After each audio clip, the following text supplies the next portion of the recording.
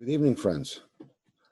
My name is Shaheen Badi, and in this portion of the program, I would like to introduce to you my dear friend, Dr. Shaheen Tedjarati.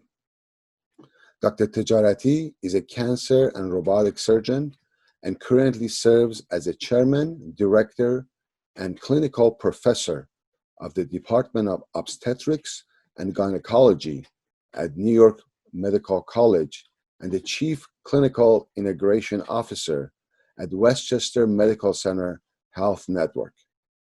He holds an MBA in Leadership and Healthcare from Yale University and a Master of Public Health in International Health from Johns Hopkins University.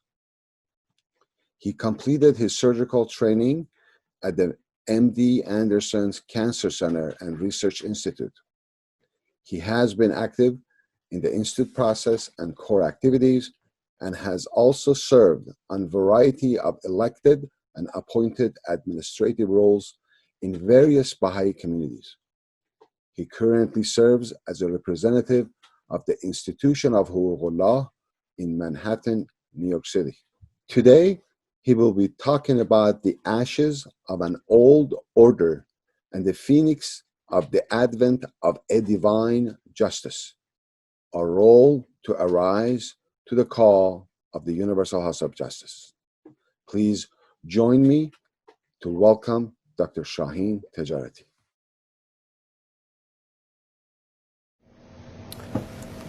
The winter of 1853 was frigid and cold to the bone. Baha'u'llah's journey as a prisoner for the rest of his life began from Tehran, banished to Baghdad. The winter chilled everything to the bone.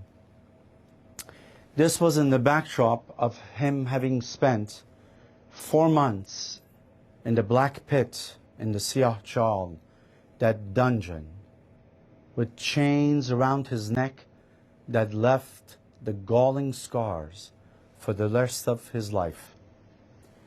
He arrived in Baghdad to a community that was disunited, to a community that was disjointed and disheveled, who had not heeded the call of the Bab to rise to the occasion of him whom God shall make manifest.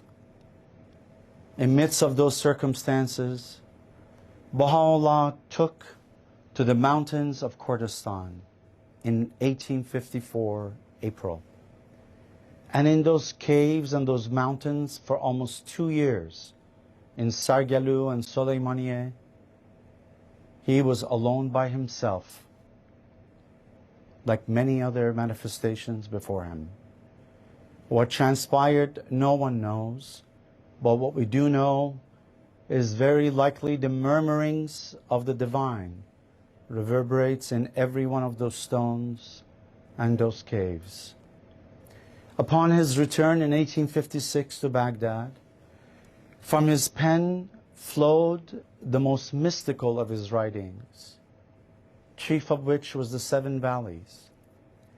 In the valley of love and search, it is steed with pain between the lover and the beloved. 56 years later, in March of 1912, a ship, the Cedric, was going from Alexandria, Egypt, through to Naples, and on its way to America, to the city of New York, the city of Covenant, where we are coming to you today. On that ship was a prized personage, the son of Baha'u'llah, Abdul-Baha, who now, having left the prison city, was on his way to America to bring the glad tidings of a new revelation of the message of peace to America on that luminous journey. With him, among others, was a 15-year-old grandson who was the apple of his eye. Shoghi Effendi was 15, and one can only imagine the excitement that was in the air at that time when he and his grandfather were about to take this indescribable journey to the West. Unfortunately for that 15-year-old, the valley of love and search was indeed steeped with pain, and due to machinations of some of the foes of the faith, with a medical condition that was not true, he was to leave the ship with a couple of others, and he was not able to accompany Abdul-Baha. The master was heartbroken, and one can only imagine the broken nature of the heart of that 15-year-old. The master stated that there is a wisdom in this matter that will come to be known later. So the relationship of Shoghi Effendi and America began as a pain of separation physically, and he was never able to come to America. But what also defines a love story are the letters, are the communications, and Shoghi Effendi's pen flowed for 36 years, guiding this community from that time to now and for the rest of the dispensation.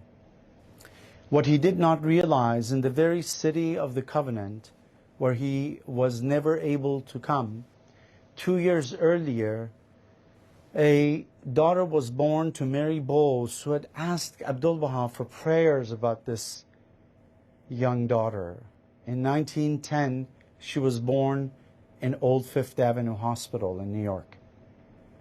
9 years later, her little hands unveiled the tablets of divine plan that had been kept underneath the shrine of the Bab until it had found safe passageway to the West, and it was unveiled to the West at that time. And in 1937, she became, as the Guardian called her, the console and shield and protector of this beautiful guardian of our faith. The subject this evening is vast and is impossible to cover in the time. Our goal is to visit the ashes of an old order that's crumbling before us and the phoenix of the advent of this divine justice, to examine our individual role as we arise to the call of the Universal House of Justice, as we examine that seminal letter 82 years ago of Shoghi Effendi, one of his 36,000, that guided us from that time, and the precious letters of our Supreme Universal House of Justice in this year, that is the subject of the study of this conference. And the hope is that we begin to have yet another way of viewing our studies and execution and action of the service needed for the Universal House of Justice. In his will and testament, Abdul-Baha clearly delineated the twin institutions. Shoghi Effendi appointed these two twin institutions as the House of Justice and the guardianship as their chosen successors. And that this was the distinguishing feature of the Baha'i revelation. Abdul-Baha stated that they're both under the care and protection of the Abha beauty, and whatsoever they decide is of God. So we have this perpetual guidance for the dispensation of the faith. And the promise of Baha'u'llah had proven right, that this is the day that shall not be followed by night. The circumstances that we're all witnessing are the forces revealed by this world order of Baha'u'llah in his own words. The world's equilibrium had been upset through the vibrating influence of this new world order. Mankind's order life, he states, has been revolutionized through the agency of this unique, this wondrous system, the like of which mortal eyes had never witnessed. And he sends a warning that the signs of impending convulsions and chaos can now be discerned, in as much as the prevailing order appeared to be lamentably defective, as we are witnessing. In 1938, Europe was just amidst of the worst of depression. The cancerous growth of racial segregation and racism was all over.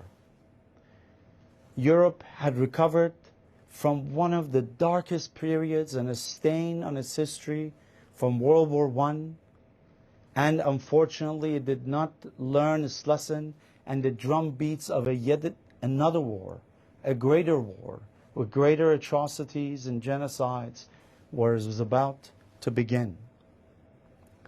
Shoghi Effendi, on December 25th, 1938, 82 years ago, released The Advent of Divine Justice.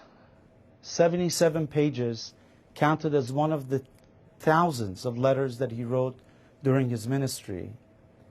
And if we look at him on that old typewriter, on that primitive typewriter, his hands that physically resembled that of Baha'u'llah toiled to give us these indescribable writings, that it is as though it was published today.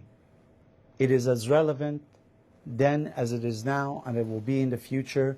And part of our discovery this evening is to help us be guided by this advent of divine justice and transpose and connect the dots with the messages of the House of Justice at this time as well.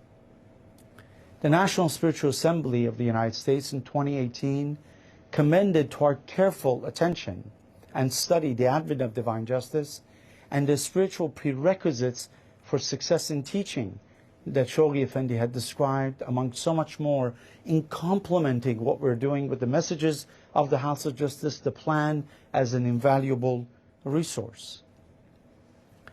Just like Europe in 1938, the world is now in midst of crisis. A small microscopic virus has galvanized the whole world. A great economic recession and perhaps depression is upon us. The world is in crisis. The rising forces of nationalism, the cancerous growth of racism, that in veneer of times it seemed to be distant, but it is ever present. And the whole world is engulfed in a collective disorder that is affecting every human being. The Universal House of Justice, just like Shoghi Effendi in 1938, have been guiding us step by step, from Nowruz to Rizwan to May to July, and then the last letter in November, to guide us through these times. And the focus of this conference and our study is to understand how do we utilize these as individuals to be able to have specific plans of actions to rise to this hour of challenge. There were other similarities in times. Pilgrimage was suspended in 1938, much like now. Economic crisis and political crisis. Europe was just about to enter yet another war, and it became the epicenter of the virus in 2020. But at the same time, again, in the midst of that darkness, we had seen that even at the time of war, the Shrine of Bab began to give hope to the Baha'i world. And as we are being able to witness that the beginnings of the glimmers of the Shrine of Abdul-Baha, and we're able to contribute to it in this indescribable bounty, so that Abdul-Baha will make his triumphant return to Akka. The forces that we are witnessing before us are described by Shoghi Effendi as this twofold process, each tending in its own way with an accelerated momentum, arriving at a climax, transforming the entire planet. On one hand, it is integrative, constructive, serves a pattern of world polity that is continually advancing. It is constructive, and it is associated with the fate of Baha'u'llah as the harbinger of this new world order that it must ultimately establish. On the other hand, there is this disintegrative process, disruptive, tearing down with increasing violence the barriers of humanity's progress towards its destiny, and as a result, in part of its refusal to answer the expectations of a new age, falling into greater chaos and decline. These disruptive forces are also part and parcel of the revelation of Baha'u'llah that has lent a fresh and new impulse in this direction.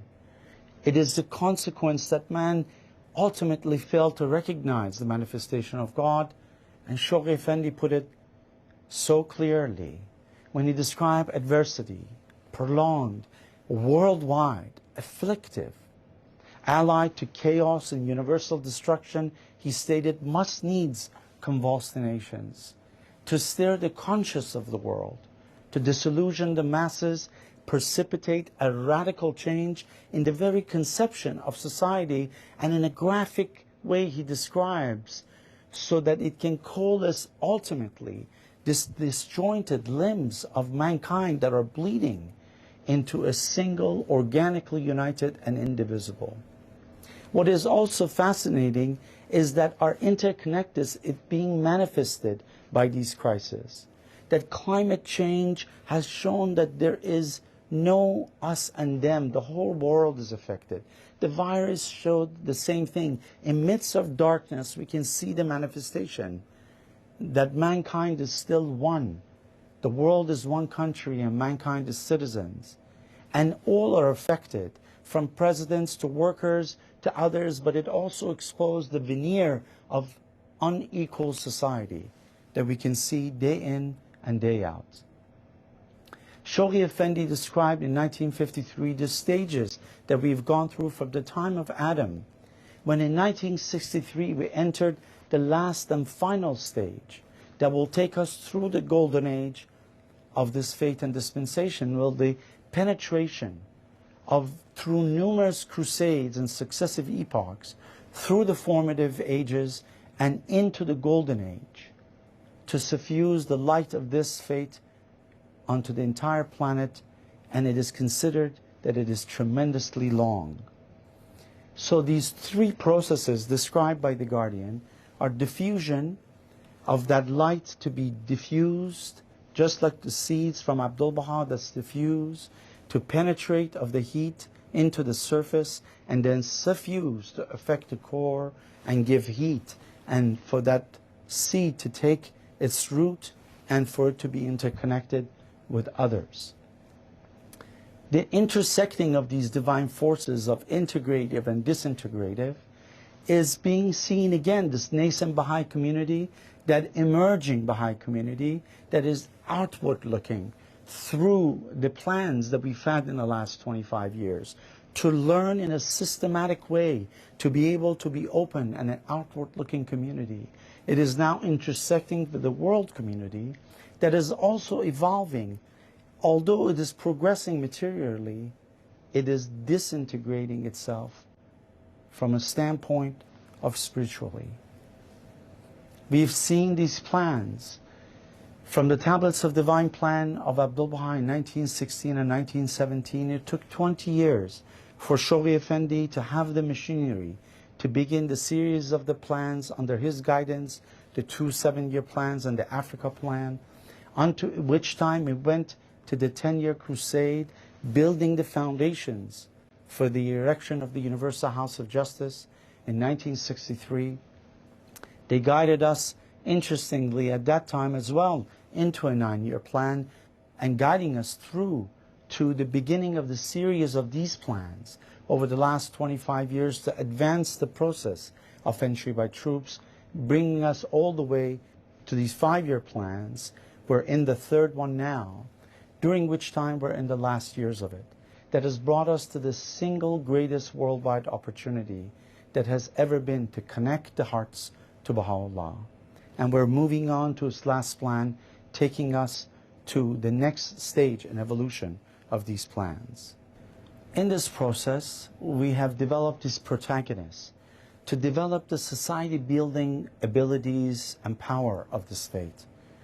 The members of this and the components of the individual, the community, and the institutions. But we want to focus on the individual and what we can do as individuals as we move along on this pathway to rise to the call of the hour. The process is somewhat similar to this. You see on the top there's an amalgamation of individual cells. This also highlights the importance of each individual cell.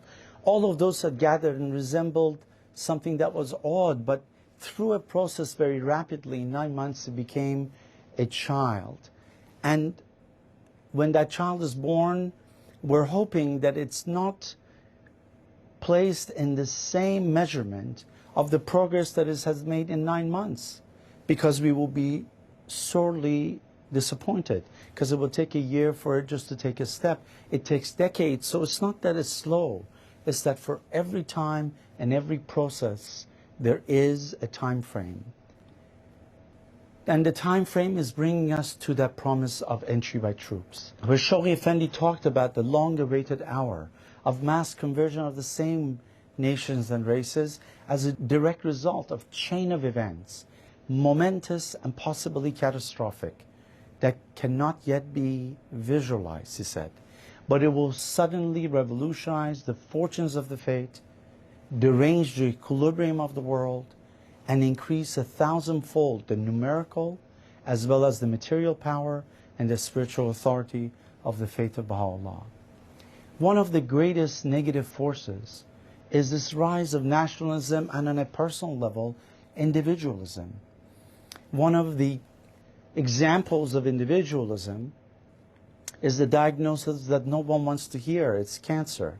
And cancer starts from a cell that is all about itself. It is thinking about taking food and blood from other cells, from the host, to propagate from one place to another. And if one was to have a conversation with it, is, what are you doing? And all this thinking, it's about progressing. But what is not known to that cell that is just thinking about itself is that the host that is actually allowing the cell to live is going to die as a result of this. So it is essentially a suicide mission. When we come back to the individual, we look at some of the writings of Shoghi Effendi in Guidance of the House of Justice as to how important that individual believer is. Shoghi Effendi describes it that the entire fate of the community rests upon that individual. That individual is the warp and woof, that without the support of the individual, wholehearted, continuous, and generous, every measure of the plan is foredoomed to failure. The world center, he says, itself is paralyzed if the support of the individual is denied it. The author of the divine plan, he states, is impeded. The sustaining strength of Baha'u'llah is withheld if the individual doesn't play the part. The measure of every goodly reward, he says, depends on the extent of your daily exertions to contribute to the triumph of the faith. But the burden of the duty is to initiate, to promote, to consolidate, and to take action, and not be perturbed by the threatening situation that is around us, not to be deterred by the circumstances, not to be deterred by what we think is our deficiencies, and allow to arise independently, he says, and once that is done, it is releases and attracts the magnet of the promise of the infallible aid of Baha'u'llah. The House of Justice described that the plan's broad scope enables every individual to lend a support no matter how humble one's share. And they ask us to spare no effort to apply all that we've learned and every God-given skill that we possess to advance this divine plan. In this faith, there's a power of personal transformation. These letters of Shoghi Effendi should be written in gold. He says the cause has spiritual power to recreate us. We should try to change and let the power of God help recreate us. But sometimes the process is slow, he describes it. Sometimes it may not happen because the individual is not trying hard enough.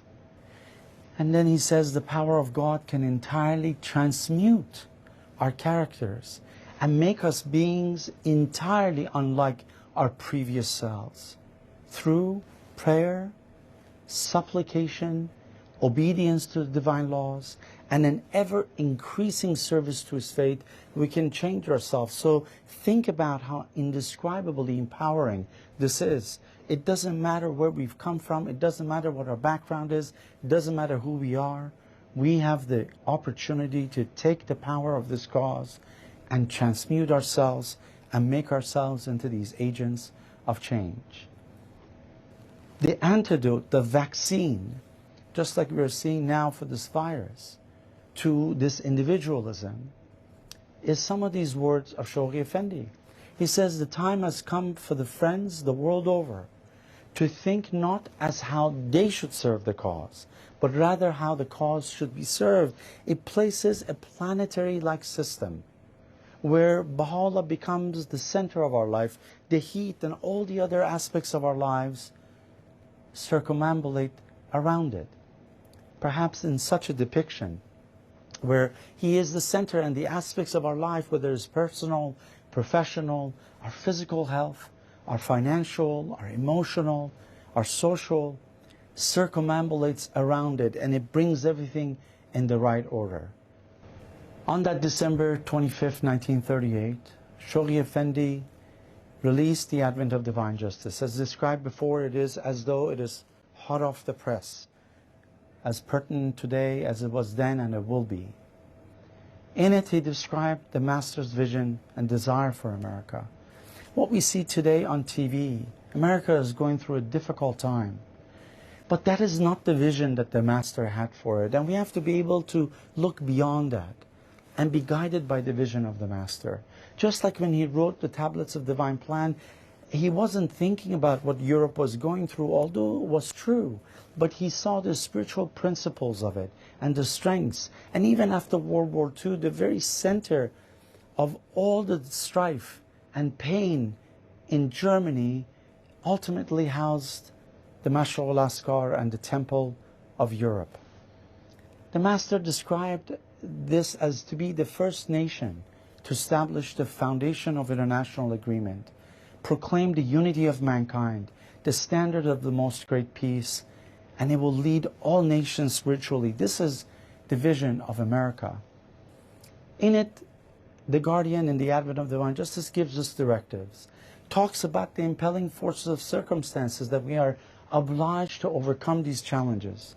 But there are requirements. Part of those requirements are the rectitude of conduct, abiding sense of undeviating justice, adherence to chastity and holiness, and he described this vital challenge of a cancerous growth, as we saw, of racial prejudice eating, he said, into the vital fabric of this debilitated society. He pointed out the flaws of this community, which is this unbounded materialism, racial prejudice, political corruption, lawlessness, and laxity in moral standards. But he gave us what we also have as high intelligence, youthfulness, unbounded initiative, to be able to marshal Baha'u'llah's plan and create justice and order in the world. The prerequisites of the Advent of Divine Justice is also this moral rectitude, this absolute chastity in one's life, the removal of all prejudice, a rectitude of conduct that implies justice, equity, truthfulness, especially amidst of all that we can see as the foundation of all human virtues, honesty, fair-mindedness, reliability. And our hope is that through these reflections, we are also the reliable individual to the call of the Universal House of Justice. Trustworthiness that he says might distinguish every phase of the Baha'i life and society. When we look at these letter of the Guardian and now these letters of the House of Justice, we're trying to find these common threads and connect the dots into helping us to be able to navigate our responsibilities and duties. In Nowruz of this year, as the virus was taking its hold and grip over the world, the House of Justice described as being perplexed and dismayed and unsure of what it will be. But they also described that the supporters of this faith tirelessly had brought us to the strongest position which it had ever been in its history, they say. Everything they say that we have done or are now doing have been preparing us. So we have been building this infrastructure to welcome these spiritual refugees from all over as we unfold the divine plan. And he said in those quiet moments where nothing could be done, they asked us and invited us to add our own supplication to theirs. Sometimes in the midst of the quietness in New York at the time of the lockdown, it was as though in our own thoughts, perhaps we could even hear the steps of the Master as he walked this city, and the voices that he had in many edifices resound again to help us see what support we have. Ours is to show fortitude even in solitude.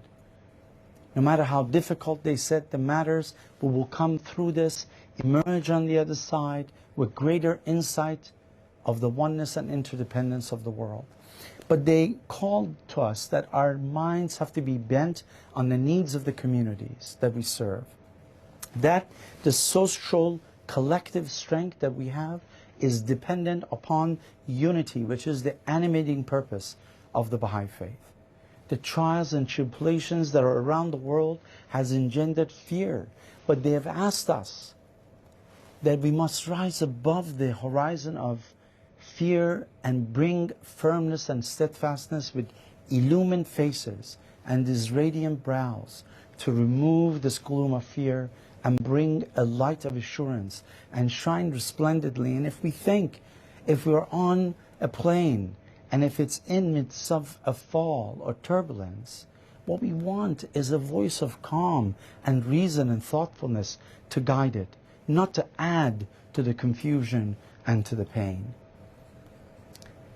Baha'u'llah had described that this revelation had breathed a new life into the body of the world. And it was unlocking the doors of science and art and knowledge.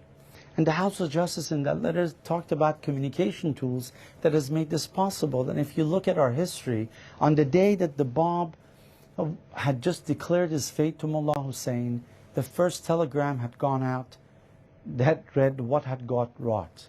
And at the beginning of our 25-year plans, this little company had just emerged to help us be more connected. And a few years later, this Skype technology comes along and allows us to video with others that we couldn't even imagine. And as we went on to the other plan, Zoom comes in, and can you imagine where we were without that technology and what we would do? So technologies have come to help us execute what we've learned in the last 25 years. In the Rizwan letter, the Universal House of Justice referred to the National Spiritual Assemblies as these unflagging generals of the Army of Light. If we just close our eyes and think about that, these Army of Light, each of us are one of those lights, one of those candles that is being guided by the generals of this Army of Light, which the House of Justice referred to right before their first nine-year plan in 1963, again called the National Spiritual Assemblies as the generals of the Army of Light. And 10 years earlier, Shoghi Effendi had referred to the 12 National Spiritual Assemblies at that time that became 56 during the Crusade as those generals of the armies of light as well. So the generals of that plan. So in Rizwan, the House of Justice took comfort in the advances, but also recognized the sadness of what was happening around the world. But they delineated a clear opportunity that these leaders are exploring topics and concepts that have been essentially absent from public discourse. An opportunity has arisen. They knew that the situation was tough, but yet they hold out the possibility, a moment of collective consciousness, they described, that perhaps these are the emerging beginnings of that lesser peace to come. And they described how long and arduous the road must be that we travel. They gave us this confidence that we are supremely confident in your fortitude and determination to see the journey through. Shoghi Effendi talked about these recurrent crises in the advent of divine justice, that they must of necessity continue. to have this process of rise and fall, of integration and disintegration, of order and chaos. They are reciprocal, they act on one another, but they're aspects of a greater plan, the source of which is God, the author of which is Baha'u'llah. The ultimate objective is the bringing together of the entire human race of the peace of mankind. And the opportunities, he also stated, that the turmoil of the present age brings, the disillusionment, the perplexities, the restless search that it creates, they have to be exploited, as he described, for the purpose of spreading and bringing about fresh recruits, so that we can add to the ever-swelling army of light and to these champion builders of Baha'u'llah's rising order, so that we can scale these loftier and nobler heights. As humanity plunges into greater depths of despair, he said, be serenely confident that the hour of mightiest exertions and supreme opportunity will coincide with the lowest ebbs of humanity. These two forces are coming together, and we are able to be there as this army of light and hope. In May, they described that the 5,000 intensive programs of growth, they were keenly aware that this was a massive magnitude. But the conditions of the world, they said, demanded it. We have doubled the number of our core activities and participants. And they described that no parallel in any previous plans in the present series. And we are building capacity to walk the path of service at every time and every season, not just in middle of a beautiful weather in spring, but we are also developing capacity in the moments of peril, in the winter, in the cold of winter, so we can bring that heat. Although some opportunities have closed, others are opening and new means are emerging to help us.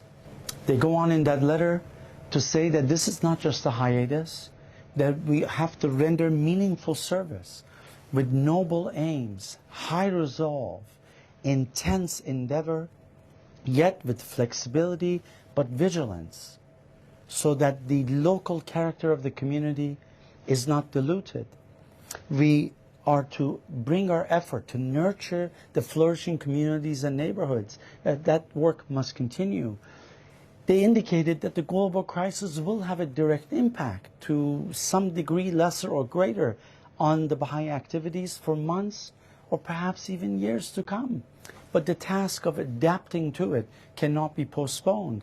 This is not to bring fear or consternation, but to give us hope, because information is power. But more importantly, the support and the divine assistance is what keeps us strong no matter what is happening around us.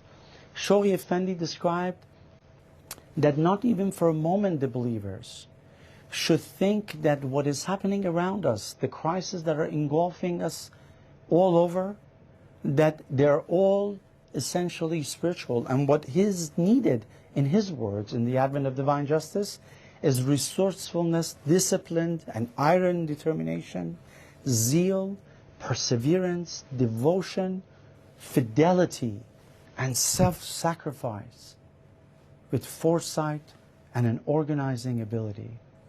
The House of Justice described these unexpected opportunities that have to be seized, that we're confident, they said, in the resourcefulness of the communities, that we will draw up on our talents and energies to the fullest with tremendous agility, and we will stay alert to the new developments, and more importantly, we can anticipate problems before they emerge.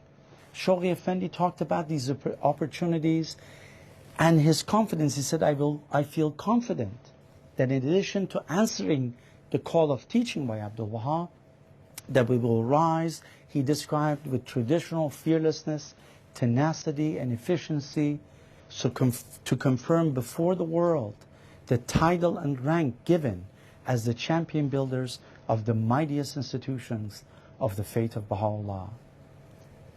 The House of Justice also warned us that worse may come, and preparations for further restrictions have to be made, but without alarm and delay. Just like that plane that's going through turbulence, it requires a steady hand, no alarm and delay. and the local spiritual assemblies to take their part in alleviating suffering. Social action has to also expand, but with deeper meaning and purpose. And we are to continue to contribute to these discourses that are now even more prevailing. The Baha'i communities and what they will do will be consequential, they said. Indeed, they said it could hardly be otherwise. That the spiritual forces that are available to every believer has to be harnessed, and we have to be aware of it. And that the concluding act of this drama, the end of which is yet unwritten, we are part and parcel of that. And there are distinct but interrelated lines of action that will ultimately converge upon a single point when the call of service rings aloud, and it summons us to demonstrate the society-building powers of the faith, perhaps in this way, that we are engaged in our collective and individual teaching plans. We're engaged in the sequence of courses. We're increasing the devotional characters of our community, empowering the junior youth, guiding the children, contributing thoughtfully from grassroots to social action and to the discourse of society, so that we can advance this process of entry by troops and raise the call of service and demonstrate the faith's society-building powers. They say it is the responsibility of the Baha'is to make a constructive contribution to the human affairs that is becoming more pronounced. They also recognize that there is great financial strain due to the pandemic, but they assure us that they stand ready to support us. Let there be no doubt and equivocation in this regard, they said. And they said that it is essential that the work of the cause not be obstructed, that the institutions should have what they need to discharge these responsibilities. And unquestionably, they said, the company of the faithful will rally around these generals of the armies of light, and that they're confident that believers with means will come forward to the aid. Unto whomsoever much is given, much is required. And we look at the guidance of Abdul-Baha with regards to this point, that all should make and contribute to the extent possible, he says, however modest the offering may be, and that tenfold will be its reward. Shoghi Effendi adds his voice, that the sacred obligation of every individual believer to freely and generously to increase the fund. What it requires also, as we know, is sacrifice. The House of Justice in March 2017 letter gave us this indescribable moment of inflection, that every Baha'i makes a choice, leaves a trace.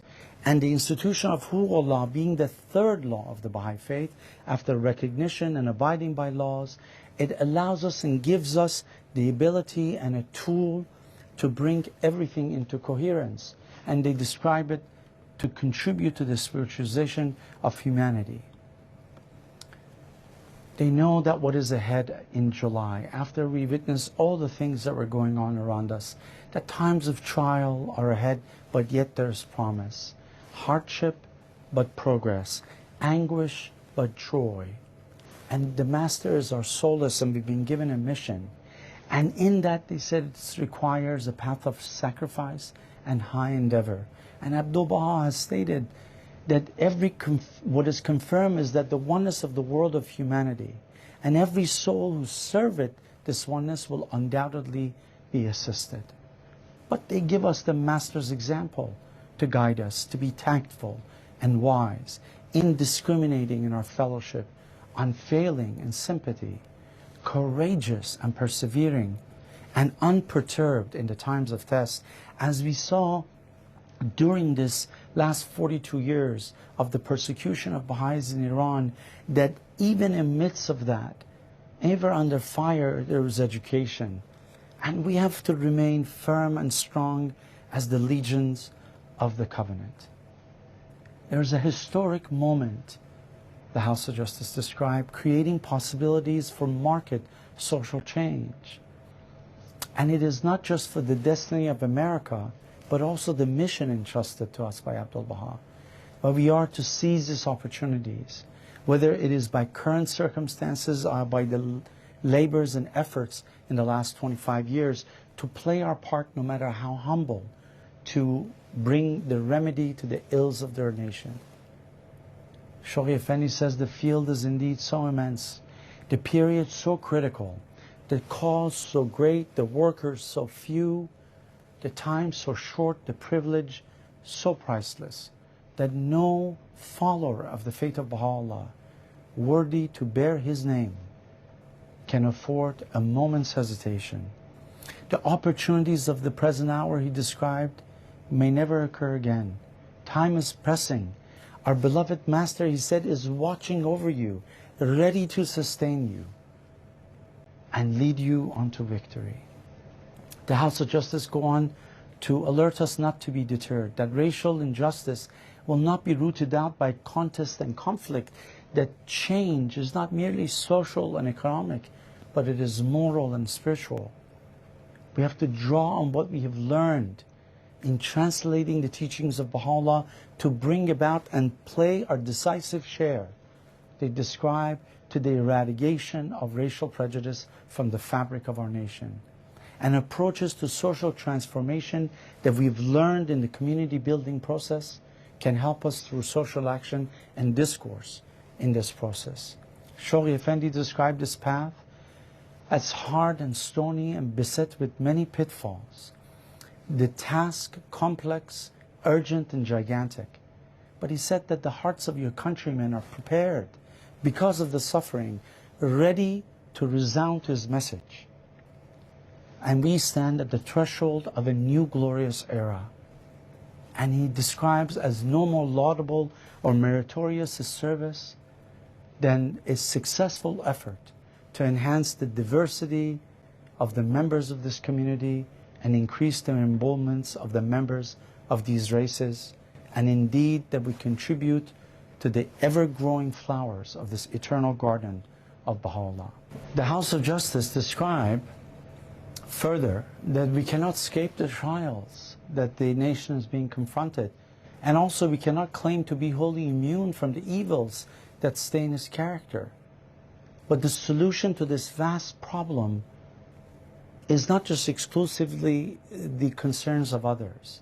Such a problem cannot be easily and immediately resolved. It took years for it to get here, but it requires mutual advancement, establishment of just relationships, so that we can uplift everyone and not designate the other, the otherness. They say that it is not possible for you to effect transformation envisioned by Baha'u'llah merely by adopting the perspectives, practices, concepts, criticism, language of the contemporary society. The solution to this pollution is a spiritual delusion.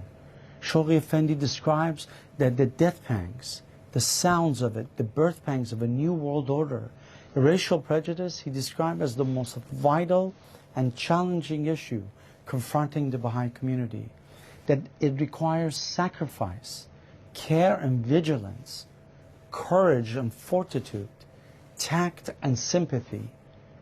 And the urgency and the importance of this could not be overstated, and a tremendous effort is required, as he describes, by both races to cast away once and for all the fallacious doctrine of racial superiority, and to be welcoming and encouraging of intermixture of races, and to endeavor day and night to fulfill the responsibilities and the common task that so urgently faces us all, the House of Justice described.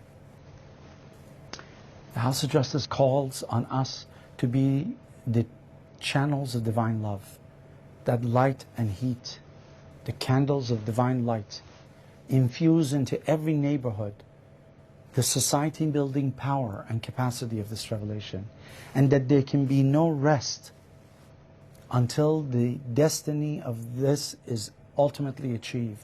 And we are the managers of human resources, of our own resources.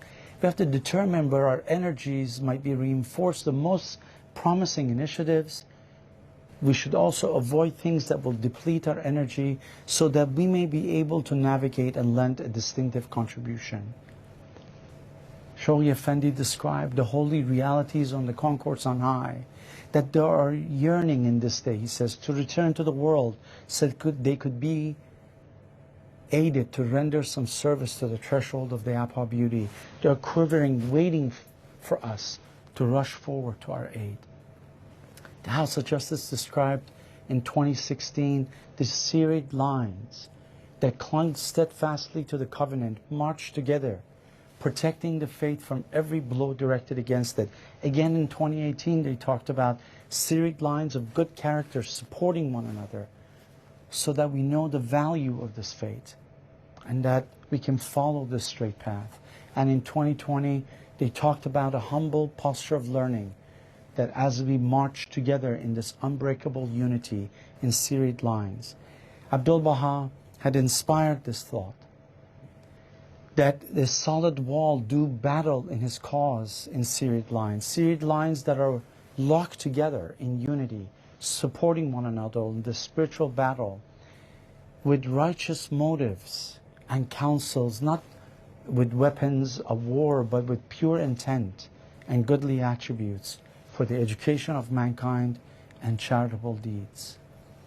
The House of Justice called on us in November on our resilience and unwavering commitment with tremendous hope, where hope has become a depleted resource, they said.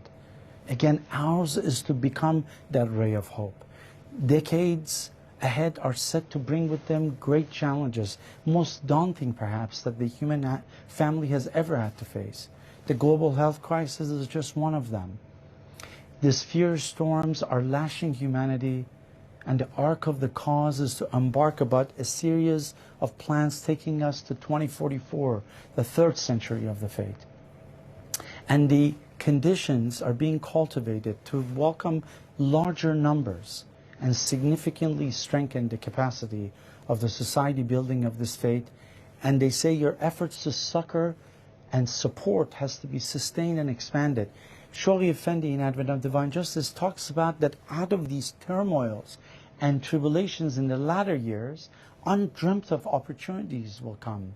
Circumstances that are unpredictable will be created so that the unrolling of the world order may be possible, and that we will be able to crown the servitude to the threshold of Baha'u'llah. Although, he says, the road is long and arduous, the prize is precious. And even though what is in front of us perhaps is distant in some times, but the promises that lies are in the utterances of Baha'u'llah from his own pen. And he says ours is to fix our gaze with undeviating attention. We have to be focused to our responsibilities of the present hour, that no opportunity is missed, that no obligation is evaded, the task, none of it is half-heartedly done, and no decision is procrastinated. You have to be guarded against being drawn to these strifes that characterize the community. They say, heaven forbid for us to allow these interactions of this type to permeate even fleetingly in the conversations.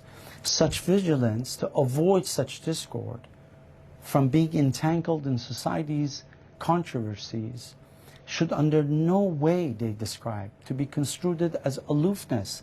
As a matter of fact, they say, far from it, you're the most active and earnest of your humanity's well-wishers, and it is our job to bring these contending people that can have different contrasting perspectives that overlap into a precious point of unity. And it is the social teachings, Abdul-Baha says, that will bring accord to the world. Shoghi Effendi describes this also, quoting Abdul-Baha, that the political power and diplomatic ability is not conducive alone to universal agreement, that universal peace is impossible through human and material agencies. It needs spiritual power, and none other than divine power can do this.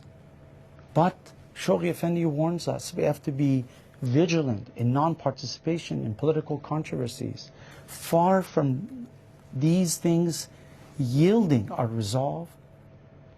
We have to think about the task that is ahead. All the things that are happening around us are the work of providence, designed by God. and that the fortunes of the fate and the destiny of the world is in His hands. And He describes that the champion builders of the cause of God, and as humanity plunges, they have to rise to greater depths of courage. As dissension and distress increases, hope has to increase, and we know that these will all be coinciding with the fast declining fortunes of this world. The House addresses tell us of this new tiding of a new 9-year plan that will start in 2022. The duration they describe as unmistakable of the indication of the expansive prospect. And a series of conferences will be held at the end that hopefully we can reflect as to how we have risen to the task. This, they say, is as far as can be seen for the course of the community. And they ask us to recommit our energies to the mission immediately before us.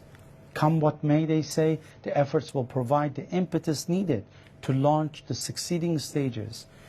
They describe God's minor plan and the providence moving forward and propelling the major plan in this decree of God.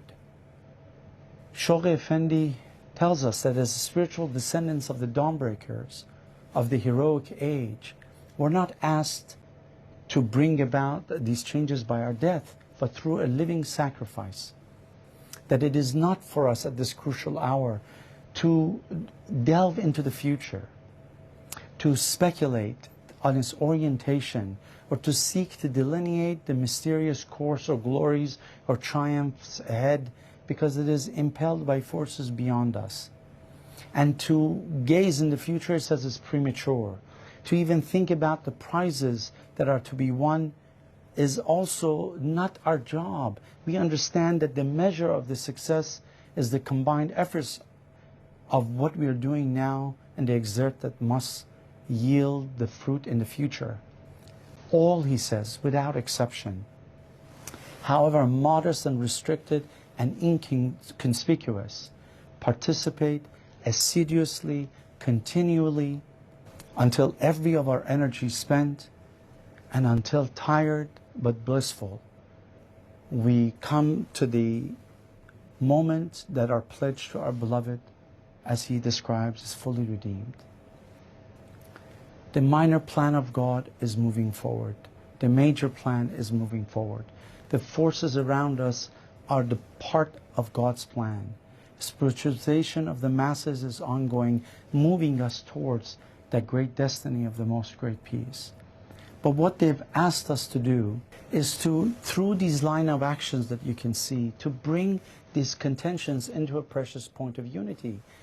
Shoghi Effendi described the forces of irreligion. He talked about the blinding capitalism and individualism. He talked about the challenges of racism. He talked about the necessity of our focus on the youth, that the future of the faith will depend on it. And all of these create these forces of moral decay, political divisions, racism, and social protest. And ours, through these lines of action, through what we're doing with the Institute process, the devotional programs, through our discourses, through our social action, through what we're doing in the community, we can help become the agents of unity, the guiding lights in the midst of this discourse. And they describe that society stands in clear voice that can articulate these spiritual principles.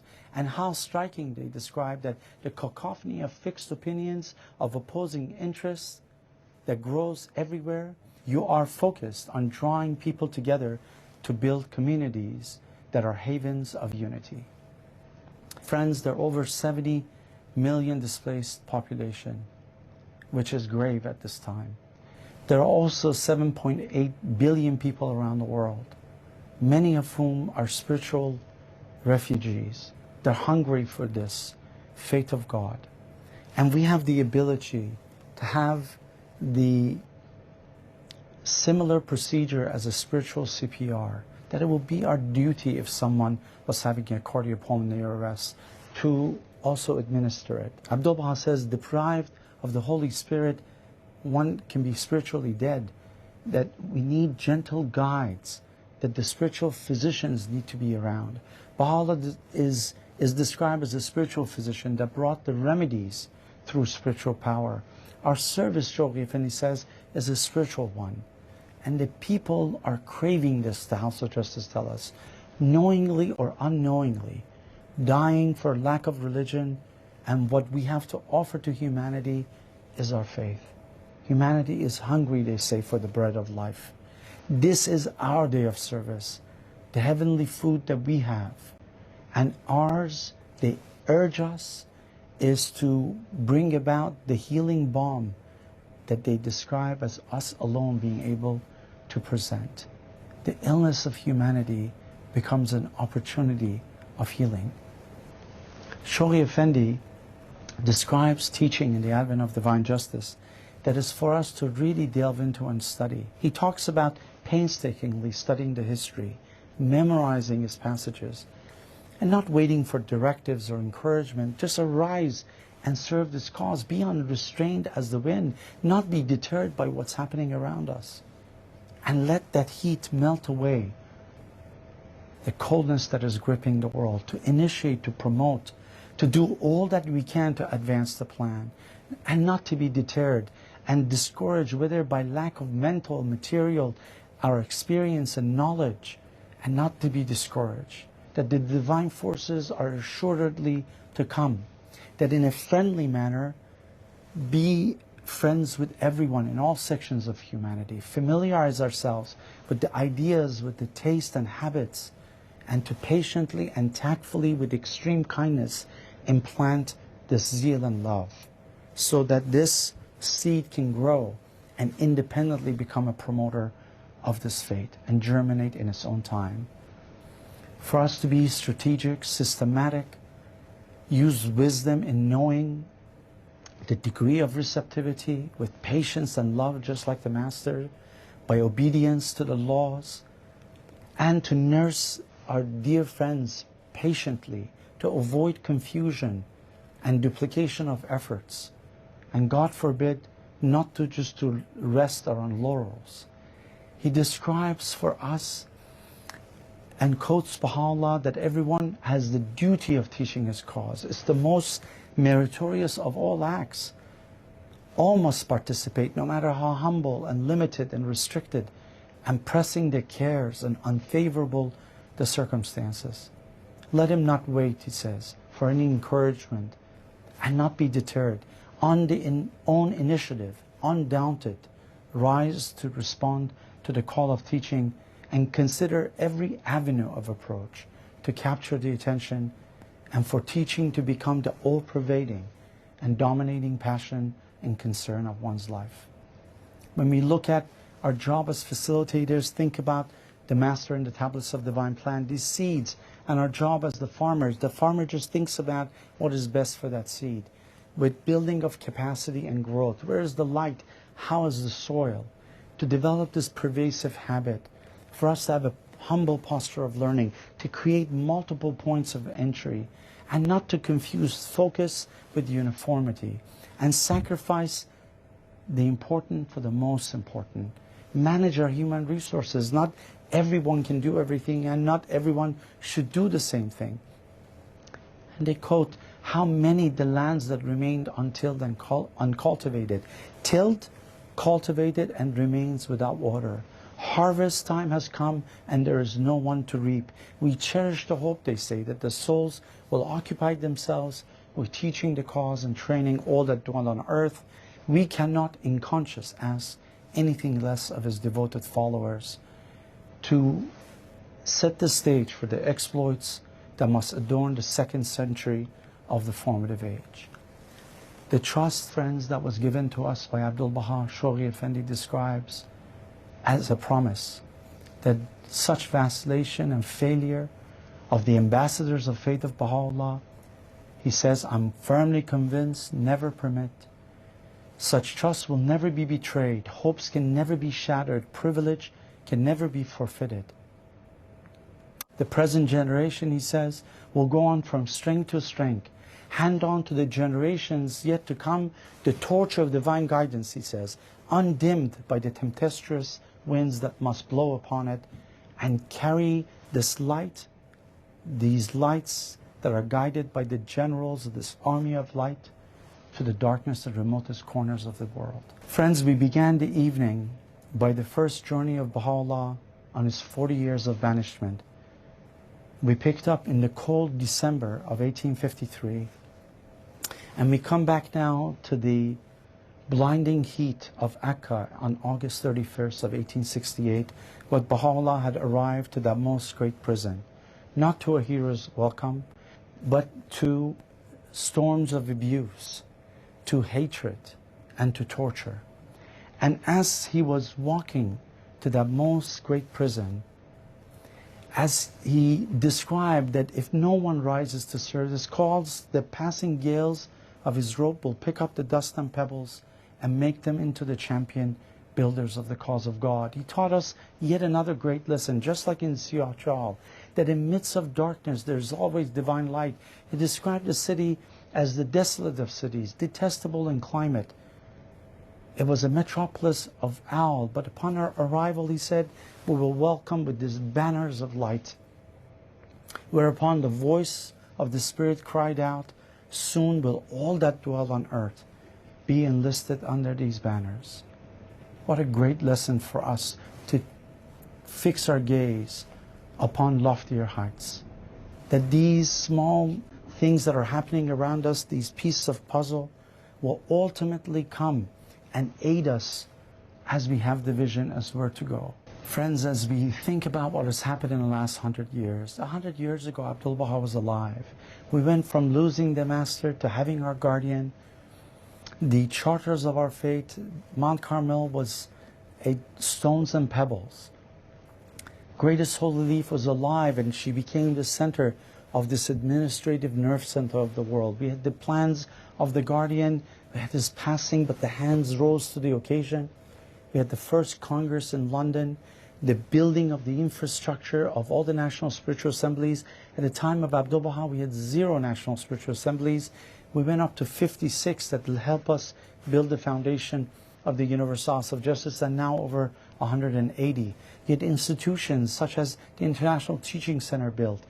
We also saw communities go through terrible persecution, but show us resilience and even education under fire. The promise of world peace was given to the whole world by the House of Justice. We celebrated in this city of the Covenant the second of those world congresses. We had the universal application of the third law of Baha'u'llah and Ḥuququ'llah. The Kitab Aqdas was translated, and the process of entry by troops had begun. Other letters from the House of Justice was written to the world, and that Mount Carmel that was full of pebbles, now we can see the whole coming together of the tablet of Carmel. These temples around the world that are being built, all the continental temples have been completed. Over 6 million with all different parts of the world have come together to come to the threshold, celebrate the 200th anniversary of the birth of the Bab and Baha'u'llah, create new institutions of social action, contribute to the discourse through Baha'i international community, bring us to all of these plans as we are about to embark and enter the second century of the formative age, and with our own eyes be able to see and contribute to the shrine of Abdul-Baha, which will house him for the rest of the dispensation, and he will return triumphantly to Akka. The path of all that we're doing, friends, is to a covenant. This is the pathway that Anis took with the Bab in 1850 on that July day. And the reason he was able to go is that when the Bab asked who would take Bab's life instead of the enemies of the faith, he would rather have his life taken by someone of his loved ones. He was the only one who arose and said yes, no matter what was asked. And that led him to go with Bab and to be placed right in that spot and endure 750 bullets and to become with Bab enmeshed physically for perpetuity and for eternity. And that pathway, that example of Anis, the pathway to a covenant becomes a pathway to an eternal covenant. Now in the Queen of Carmel, now that threshold where thousands upon thousands of foreheads have been placed in prostration, and in supplication. As we come to the end of some reflection for actions, friends, the hand of destiny has brought the arc of our lives to this point and the unfoldment of the plan. For whatever reason, we are here at this time. But the Master asks us to be a candle of light, to give light, to weep away in a way that we give light to others, to become calm and strong and grateful, a lamp of light that removes darkness and allows sorrows to be annihilated, and the sun of everlasting joy to arise and be placed in the hearts of souls. What can we do? As we go through these writings and guidance, to create a systematic teaching plan, to pray and hold devotional meetings, participate and host core activities, hold firesides, have home visits and meaningful conversations, consider homefront pioneering, giving sacrificially and generously to the fund, learning more about this mighty law of Ḥuququ'llah, study the writings of the Guardian and the guidance of the House of Justice, fortify our studies of the Covenant to become those legions of the Covenant, and remember and call on the concourse and the Master that are waiting to rush forward to our assistance. Be an agent of positivity, spiritual healers, facilitators to bring people to that precious point of unity and give hope and light in midst of despair.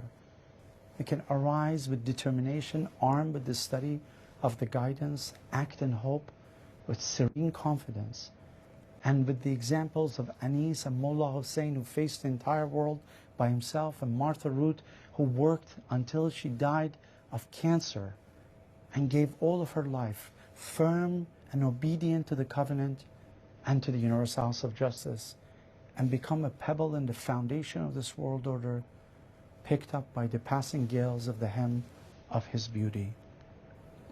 We started with the 7 valleys, and we will end with the 7 valleys. These journeys have no visible ending in the world of time, but the severed wafer, if invisible confirmation, descend upon him, and the guardian of the cause assist him, may cross these 7 stages in 7 steps, nay rather in 7 breaths, nay rather in a single breath, if God will and desire it, and this is of His grace on such of His servants as He pleaseth.